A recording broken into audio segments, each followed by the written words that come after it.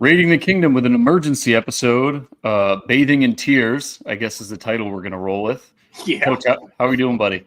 I'm doing good, man. I had a really good weekend. Got hitched, so that was awesome. We had a great time. Congratulations, Coach got married.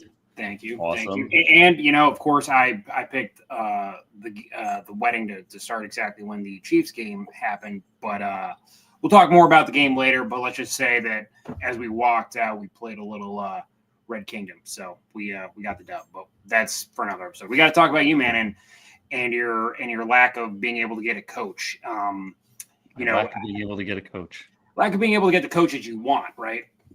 Ben Johnson. Look, I think got a comment already there, Coach. Oh, we do.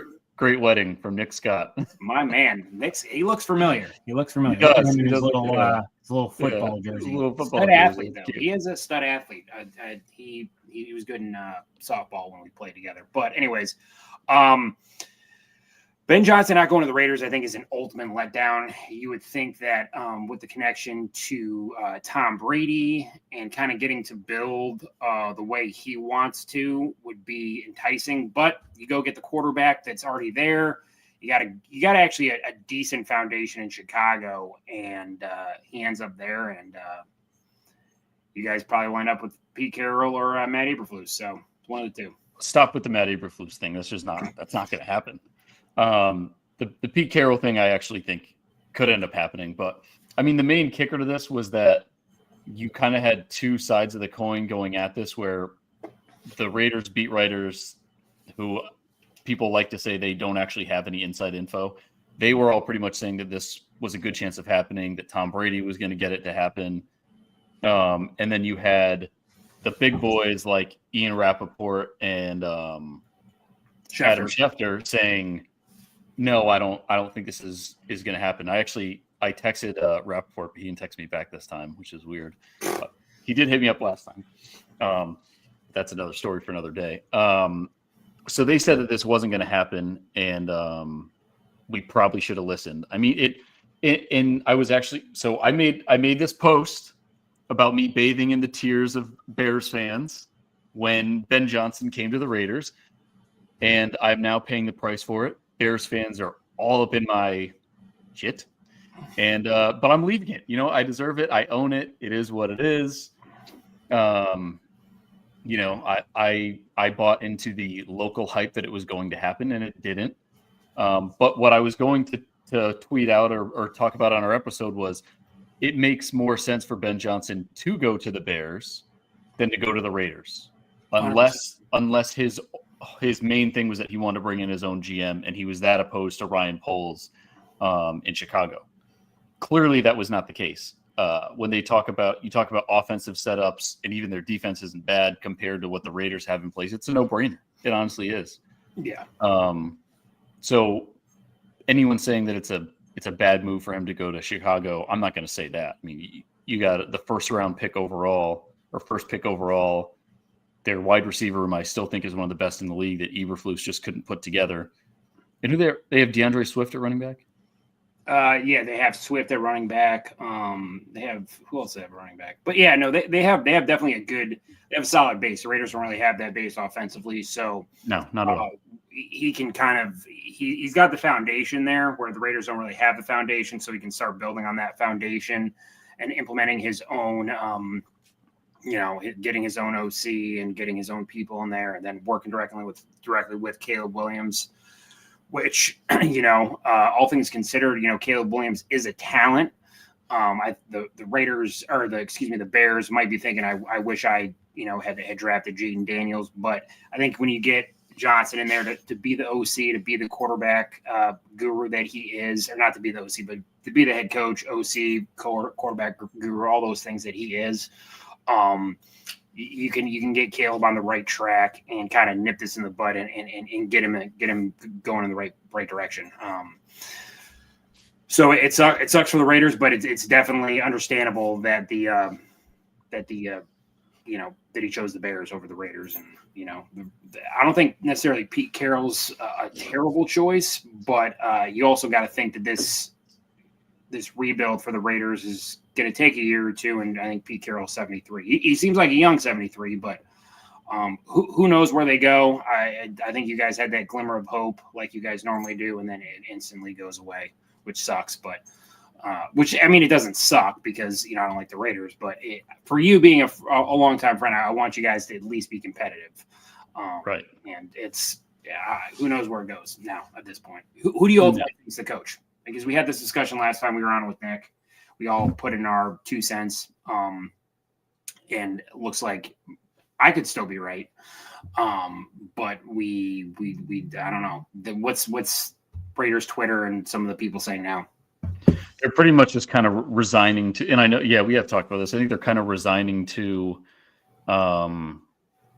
Pete Carroll, if that's what it ends up being. But I can't say that anyone's jacked up about it. When me and Nick talked about it, I said if they're going to let go of Antonio Pierce and they're letting him go for Ben Johnson or Mike Vrabel, I'm on board. And Pete Carroll has a Super Bowl, a lot of playoff history. He's been a part of some drafts with some really great players. Like DK Metcalf was a steal. Some guys like that. But I don't know. It's kind of just like the consolation prize, I guess, is Pete Carroll. Andy Reid is up there, Belichick. Like there's a lot of not senior coaches, but guys that are getting up there that are still doing well. But I think that we were kind of hoping, hey, we're going to get this young, offensive-minded, he's been the hot coaching candidate for the last 3 seasons, and now he's finally picked, and he did not pick us. There's a chance Cliff Kingsbury comes back into the fold. I mean, although he turned down being our offensive coordinator, though I don't know if he would want to come in as the head coach. Oh, we got a comment here. Tanner Jack, House of Doom with a picture of Adam Schefter. There you go. And Raiders are the Jets of the AFC. Yeah, they are. Yeah, they are the Jets of the AFC. Yeah, we're a dumpster fire. I would expect that Pete Carroll probably has a good shot. Todd Monken is the only offensive-minded coach that's on their interview list, and I think he still has not actually interviewed. Obviously, you see what he did with the Ravens offense, so I'm fine with that. But, you kind of figure that Ben Johnson would come with a vision, and it made everyone think that him and Brady would get together and there'd be some kind of a master plan for this draft, which Right. And the only thing with Ben Johnson, the only why I thought this, I don't know, because competitors are competitors, that he wouldn't want to, face Dan Campbell 2 times a year, right. goes to a different division and can build it up that way. But if you think about it, do you really want to go to the same division as Patrick Mahomes? Despite Justin Herbert's bad game, he's still, I think, a top 10 quarterback. And then you got the emergence of Bo Nix and the Broncos. It makes sense to try and maybe stick in the North, but the North's also really stacked too. So it's, I guess it's like a, I don't want to say a lose-lose battle, but at least go to the team that's got a, like we talked about, more solid foundation, and that's the Bears right now. Right. And from like a scouting your opponent outside look, it kind of makes sense. Like he already has to watch the Vikings and, well, now I guess the Lions and the Packers every week to make sure, because he's going to face them 6 times a year. So he's already like refreshed with that. It's not going to change his mentality now. It's just now he's got to look at the defensive side of the ball as well and all the other stuff that goes with being a head coach.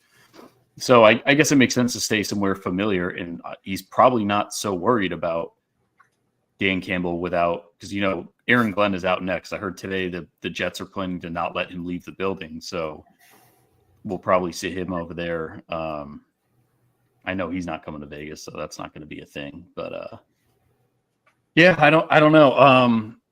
I think there's nothing definitive that says he's going to be a great head coach, but I'd rather take the chance on it and give it a whirl, but I can't blame him. There's really nothing to attract him to Vegas besides Brock Bowers and Max Crosby. And as you can see, Max Crosby is not happy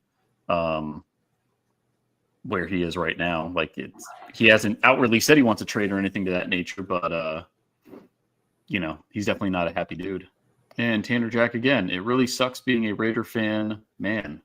Yes, it does, Tanner. It sucks being a Raiders fan. So I'm hoping that something will turn around this offseason, but that was what's supposed to turn us around. And as the Chiefs continue to rip through the playoffs, and I know the Broncos are gone, but they still at least made it. We just look pathetic. It's a process, man. So you guys have been in this process many a time. You just got to get it right, man. This is such an important coaching decision for you guys that you're not going to take it lightly. You missed out on two really good candidates. It happens. At this point, you almost think like, oh, maybe we should have just held on to Pierce one more year and see who is available next year. I don't know if you guys look into the college ranks at all. I know the Bears were interested in Marcus Freeman. I think he did a really good job at Notre Dame, despite them getting their butt kicked last night. But I like his mentality and he's got a very, style. He's a very good leader, but I think he's also very happy at Notre Dame. He's getting paid, I think, like $7 million a year. So, you have a little more control in college than you do. Well, maybe not necessarily with NIL, but Notre Dame's a pretty good brand. So, I don't know. You guys got to get it right. It'll happen hopefully eventually for you. But yeah, it'll be interesting in the next couple of days to see who you guys get, or if it's just going to be some off the wall candidate. It looks like Brian Schottenheimer. He's got a pretty good chance of being the next Cowboys head coach. So that's going to be another spot filled. I don't know if you guys maybe look at what's his face, Kellen Moore from the Eagles OC. Who knows what happens? It's I guess anything at this point. Yeah, I think a lot of it's going to depend on who they think that the Raiders are likely going to get for quarterback. That would be my first question as a head coach candidate is, who am I going to be working with? Right now, it can't be Aiden O'Connell and can't be Gardner Minshew. So who's it going to be? Or if it is one of those two, then see you later. I'm not doing any part of this. So no. And one thing I will say is I know, Steve, you guys were requested to talk to Spagnuolo, and I don't know if that interview actually happened, but I don't think it did.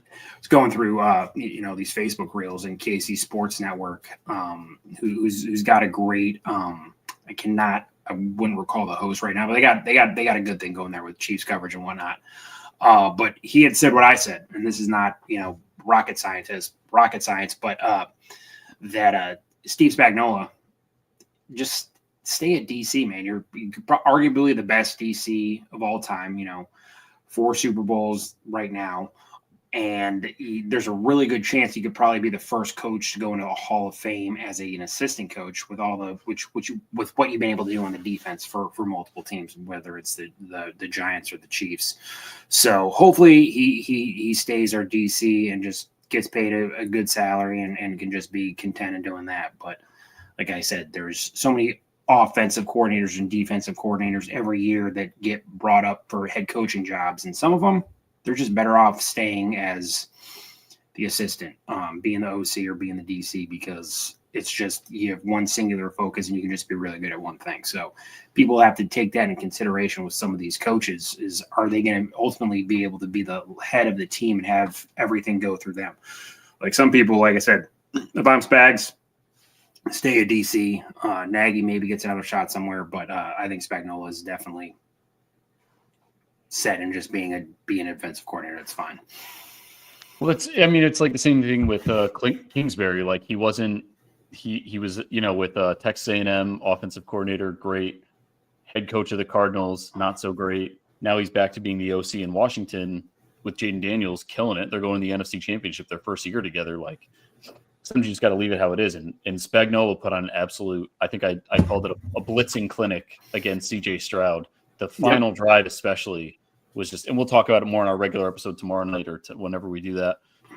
But I mean, he just has it down to a science, and he is good. I would just stay where you are, dude, unless you're going to take over when Andy Reid pops out or something like that. But I mean, be the highest paid defensive coordinator, and you get to focus on the thing that you specialize in, as opposed to stretching yourself thin with all the other aspects of the game. So exactly. Yeah. So, I mean, I thought it was cool that they were going to interview him, but he's not like high on my list, because same thing as I think he's good where he is. But I mean, if we got the defensive coordinator from the Kansas City Chiefs, I wouldn't be upset either. I mean, somebody from a winning, it's very similar is needed. It's very similar to Brian Flores. I think Brian Flores, had a couple good years in Miami, but I think he's found his niche as a D coordinator. He was a good D coordinator in New England, and then he's been very good in Minnesota. Right. There's nothing wrong with just being a coordinator in the NFL. You know what I mean? I know your pride tells you I want to be a head coach and get that Super Bowl victory and all that stuff. But that ring fits the same as if you're a D coordinator or a head coach. It's the same ring. So exactly. And Brian Flores had some sketchy stories come out of Miami. So why don't we, he might just be better being, not a chief, but just an Indian, so to speak. Yeah, So exactly. We'll see. Yeah. But we just wanted to kind of get that out there. I thought Bears fans would be coming out in droves. Maybe you guys are at work because it is 12. Tanner Jack, I like you guys. I subbed. I hate all the we're going to be fine raw hosts. Hey, appreciate that, Tanner. Tanner subscribed to us on YouTube. Everyone else should subscribe to us. Yes, no, I don't give fake optimism here. I was optimistic about Ben Johnson. I'm not optimistic about the season already, and it's January. Obviously plenty of time for things to turn around, but I'm not going to pretend that all is well in Raider Nation and all is well in Chiefs Kingdom. I know Coach is having a great effing month, but yeah, no, I mean, I know there's some questionable calls and stuff, but we got a tough game Sunday. Buffalo is coming, and they're everyone's kind of behind them. It's like those maps of the United States where, minus Missouri, everyone's going to be blue rooting for the Bills. And we have that one little red square for the state of Missouri. So we got a lot of, I think there's pressure on both teams, but we lost Buffalo earlier, so we have to avenge that. And we'll be ready to go Sunday, 6:30 Eastern time. And to be clear, I will never root for the Bills. I obviously don't want the Chiefs to win because with your little 7 straight there underneath your name, I'm already in hell. Mm-hmm. That's 7 straight AFC championships. But like Raiders fans saying I'm a Bills fan this weekend, you can't do that. It's the shield or it's nothing. That's where we're at. So yeah, you can't be that petty. No. Oh, and Tanner with another one. Wow, he's hot today. Chiefs losing would be the only good thing to happen this year. He's right. Nothing else good has happened besides drafting Brock Bowers. That would be the only good thing to happen to the Raiders this year. All right, well, that's it. We're going to take a look at the coaching carousel. Maybe things will change between now and our next episode. Catch us either tonight or tomorrow night. And, Coach, where can our listeners get some quality deals on tickets and or betting? So quality deals. All right. So for this week in Kansas City, thinking about going down to the game, right? Tickets are like $460 for nosebleeds. I need to save myself some money. So I'm going to get on that SeatGeek. I'm going to type in that RTK. I'm going to save $20. Also, while I'm there, sports betting is becoming legal in the state of Missouri. I'm going to put my money on the Kansas City Chiefs. Money line. Don't care. Money line Chiefs. Moneyline Eagles, type in that RTK, $100, get $100 back, make yourself some money, and you'll have some money for your goods for your Super Bowl party in 2 weeks. So there you go. And who's like that? Said, we got. Keep at it. You guys will grow. Appreciate that, Tanner. Appreciate it, Tanner. We're doing our best. We need more guys like you to comment and share and promote us. So right, a couple bros doing our thing. And his comments didn't have any curse words in them, so that's refreshing. So we appreciate that. Or racial epithets, so that's I appreciate that. PG-13 is appropriate. Yes, yeah. We kind of draw the line at R and X, but yep, no. So that's Patronize SeatGeek and Underdog Fantasy, our 2 sponsors, and just be sure to plug into RTK. We're always here, we're always at it. Bears fans, continue to pile it on. I will eat my words. All those Raiders fans that pretended they had sources that claimed Ben Johnson was coming, and they were 100% correct, and that's who was going to be our new head coach. You guys deleted all your shit pretty quick. I will own the fact that I thought I was going to be celebrating a new offensive guru head coach this week, and I am obviously not. So we'll see what happens. It is what it is. It's the off season. I'm supposed to look forward to it. I'm not right now, but we'll see. And Coach, I guess good luck. Well, we got time to talk about it. We'll have our boy Nick on here tonight or tomorrow or whenever. And he'll join me in the Chief slander, so that'll be good. I need both of you. All right, everyone. Thanks for tuning in. We'll be with you in another day or two. Peace out.